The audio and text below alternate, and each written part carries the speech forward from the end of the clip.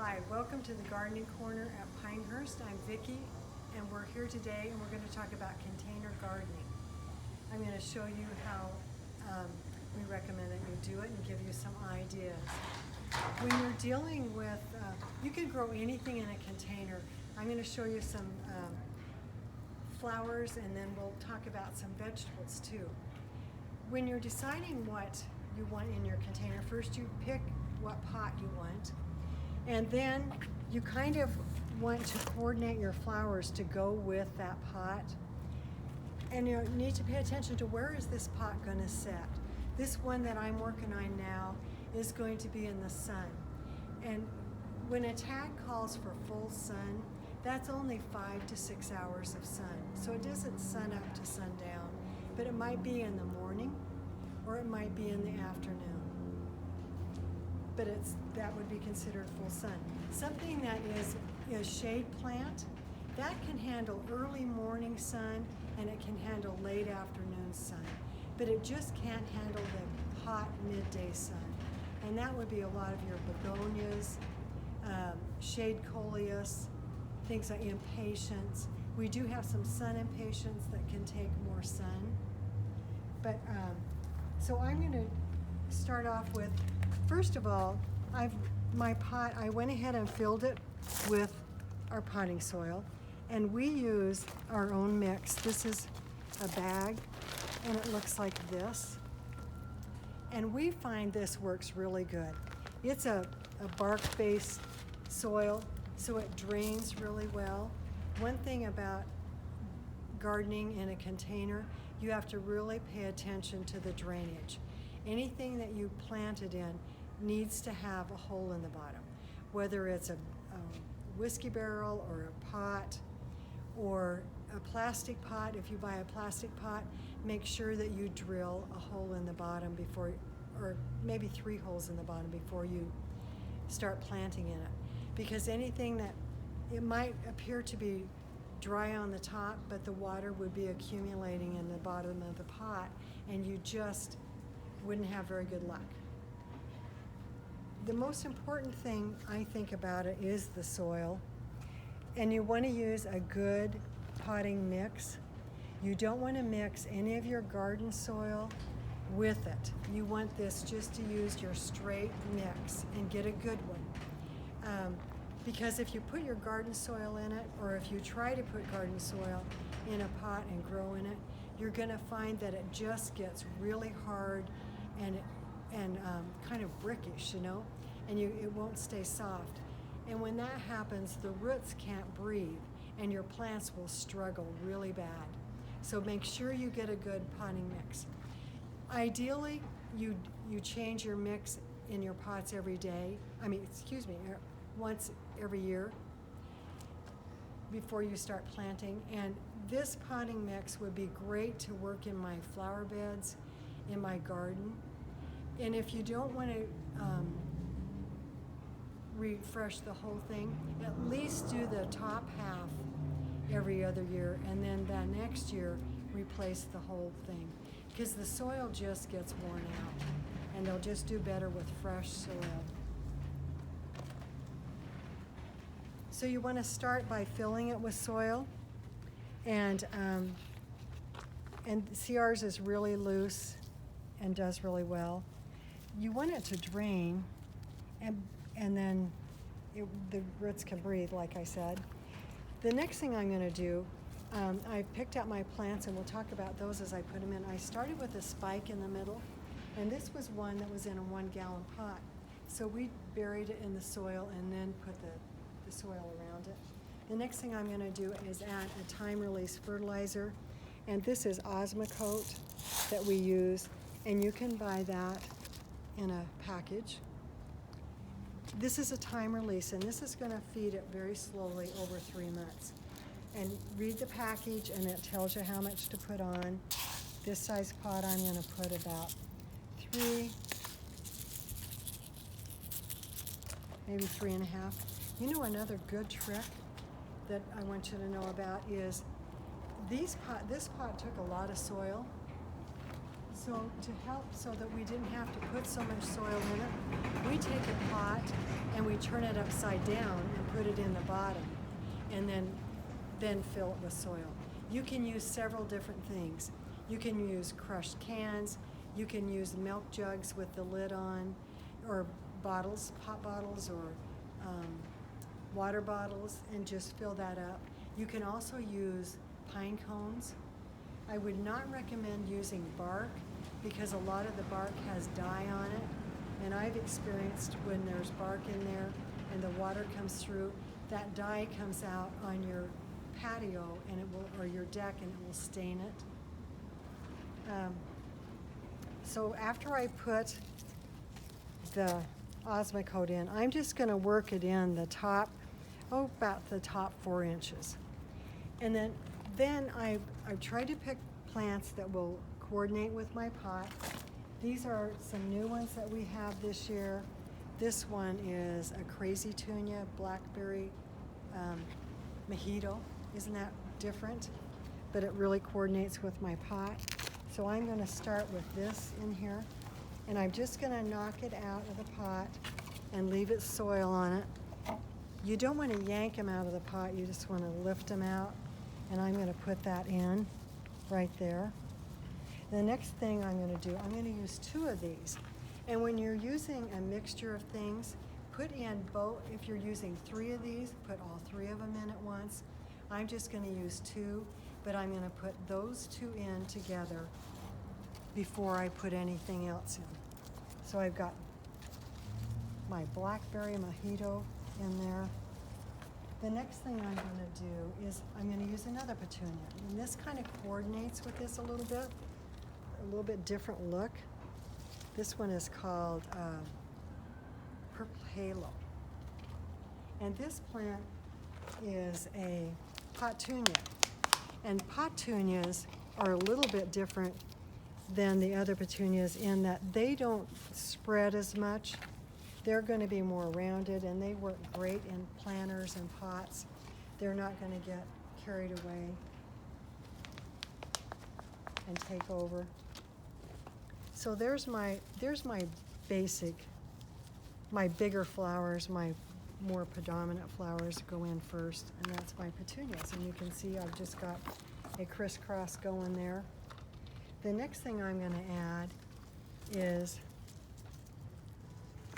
I'm going to do this next. This is a black sweet potato vine. And I'm using it because it's going to look really nice coming down that light colored pot. And there again, I'm using 2 of these on each side. And these are my cascading ones, or some people call them spillers. You can call them that if you want. The next thing I'm going to add is, this is a really nice plant. This is a Calibrachoa. This particular one is lava, plus a neon lava with a red eye. Isn't that pretty? It looks like a tiny petunia, but it isn't. It's a Calibrachoa is what they're called. I'm going to add this in here.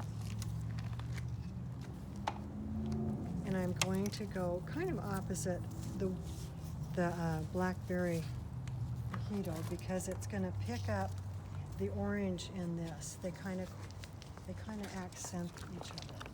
Now, if my root system was really root bound, I might rip these apart just a little bit, just kind of give them a tear, just to loosen the roots just a little bit. So now I'm going to put this in here. And I'm just tucking them down into the soil. The next thing I'm going to add, this is another Calibrachoa. This one is called Bumblebee Blue. Isn't that cool? Really different color, you know? And I'm just going to go crazy and add that too. So this is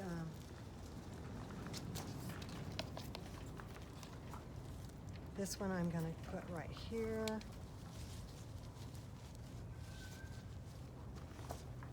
When I'm doing a pot, I like to fill them really full. The Calibrachoa are also going to come out and cascade a little bit over the side. And the next thing I'm going to add, this is a phlox. This is an annual phlox. Isn't that pretty? And all of these plants like about the same amount of sunshine. But I'm going to add this right in here. This has just a little bit of a texture change. You want to pay attention to your textures when you're doing planters. So you have not all the same and just a little bit of a variety. Here's the other one.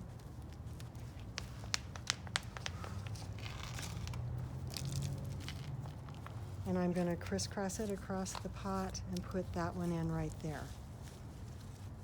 And then I would use some loose soil to go back in and pack them in a little bit when I get this done. So that's how you plant a container garden. You can put less in it. I like them to be full really quickly so they look good from the get-go. But I always like something tall in it and then something spilling over the side. Gives it a lot of dimension. But those plants just really look good with that pot. And I have some other pots that I'm going to put in a little bit different. We can do this one. We'll do this one right here. So I've set my stuff in there so I know where I want it to go. And then the next thing I can do is just plant them. And you kind of want to do that, figure out where you're going and what you're doing before you take them out of the pots, because you don't want to manhandle them too much. I'm going to take a little bit of the soil off there, and I'm going to grab a scoop out of there, and I'm going to turn him around so he's facing the outside of the pot. That is a new one this year also. This is also a crazy tunia. This one's called Moonstruck, and it's really unique.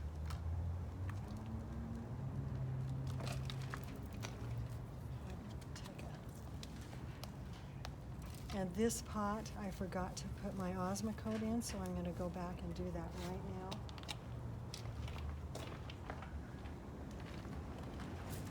I'm going to give it about a scoop and a half. And I'm going to just kind of work that in. One thing great about these petunias and all the petunias that we have here in our Super Petunia collection, these are all self-cleaning. And so you don't ever have to go in and take off the dead blossoms. So they're so much easier to grow, and they require so much less of your time. You can have more time just sitting on the patio, enjoying them instead of deadheading all the time. And deadhead just means that you're taking off the spent blossoms. This is a early springs lobelia, and this is one of the newer lobelias, and it will grow in the sun. The older lobelias all just grew in the shade, but this is one that will grow in the sun. So we're happy to have those. This, you can see the difference in the texture of this. We have this is a nice combination, and like I will go back and add some more soil to that later. But I want to put my plants in, and so they're kind of perky, and they're not manhandled or they're not beat up by the time I get them in the pot. So you just want to be careful with them. You know, they're tough plants, but just don't overwork them as you put them in. So that's a couple of the flower pots. This one I like that color with it. Those are two different colors, but that kind of looks good. The thing about also the Calibrachoa, you do not have to deadhead that either. So this pot, nor the phlox, this pot is pretty self-sufficient. I'm just going to put this out on my deck, and this time of the year, when it's still cool, I'm going to water it maybe every other day, maybe every third day.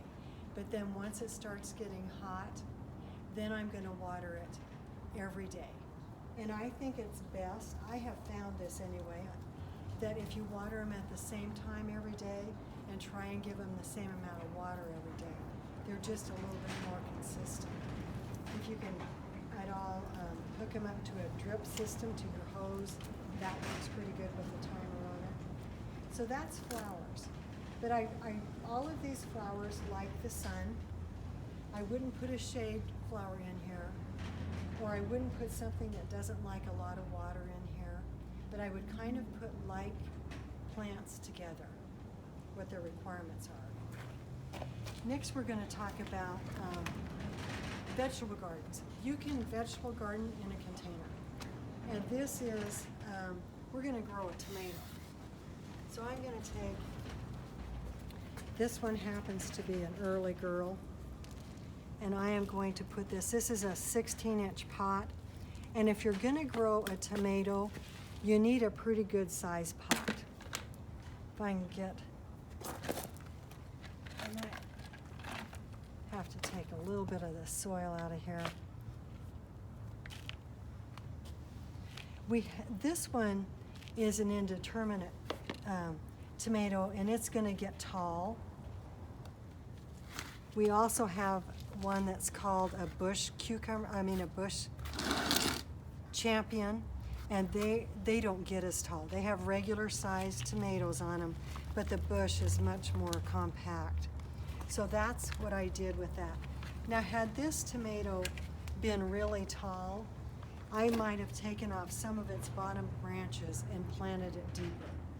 A tomato is the only thing that I know of that you want to plant it deeper in the hole than it was growing in before. If it's got a long stem, and just take off those lower branches, put them down in the ground, and they'll root all along that branch, and you'll have this really nice root system for the plant. You saw this one already had a nice root system and was in a 1-gallon container, so I really don't have to do that.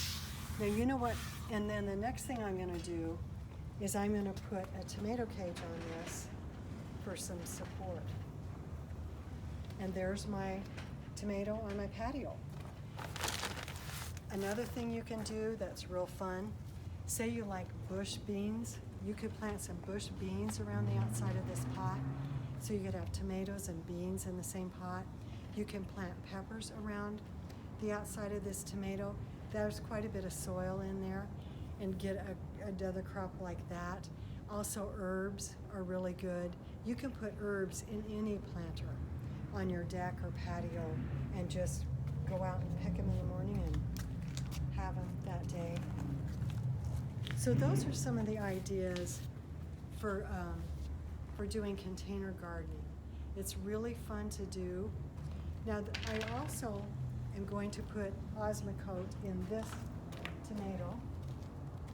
And that size pot, I'm going to put in probably a couple of scoops of this.